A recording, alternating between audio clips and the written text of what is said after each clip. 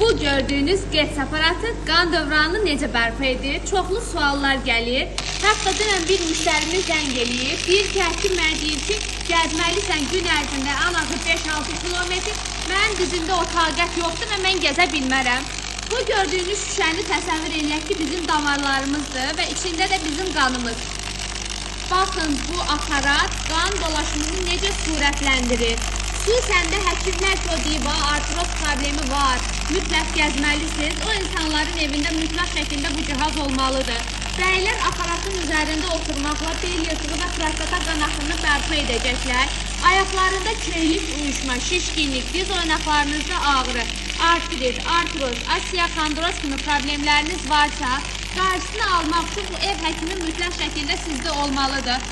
Aparat hal-hazırda xüsusi endirimdədir. Endirimdən faydalanmaq üçün səhifədəki nömrə ilə əlaqə saxlaya bilərsiniz.